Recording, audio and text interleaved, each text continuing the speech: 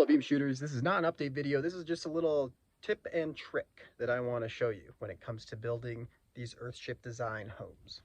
So on my stem wall here, unless you are extremely talented and have perfect pounding, you can get these all level, chances are is they're not going to be level. And the plates that go directly on here, we can see it is a little off level, and that might not seem like a lot. And actually, when I measured it out with my string line, it's only 1 inch over this span, but that's enough that I want to fix it.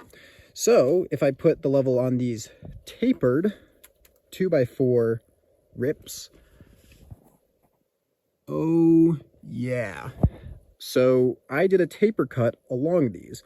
Let me show you how exactly I did that. First, I figured out that I need to go down 1 inch over a span of 115 inches. And using that, I was able to figure out how much I'd need to go down. For example, that means going down 1/8 of an inch over a span of about 14 3/8. But let me show you how I actually did those cuts. So this here is my taper jig.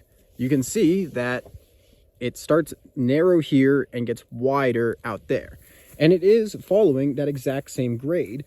Each of these blocks separating these two 2x4s is 1/8 inch longer than the previous.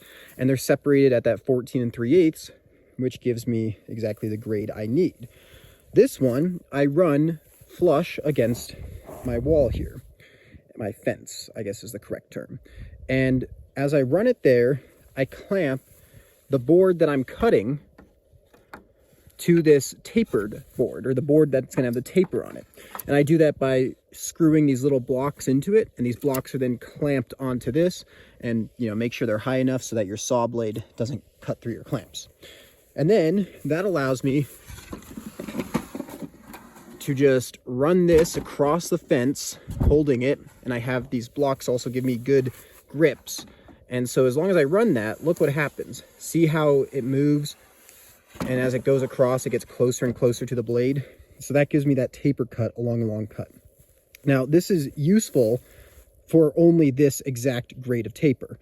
They make jigs like this that have variable mounts, and you can actually make one pretty easily yourself. But especially for these longer cuts, I just like having... I'm also able to get it level across this direction. And you can see that without these... Oh. You can see that it was a little off level. Let me just say thanks for watching if you've been following along here, and if you want to see more of this content, please leave a like and subscribe. If you don't want to see more of this content, then I don't know what to tell you. Bye-bye.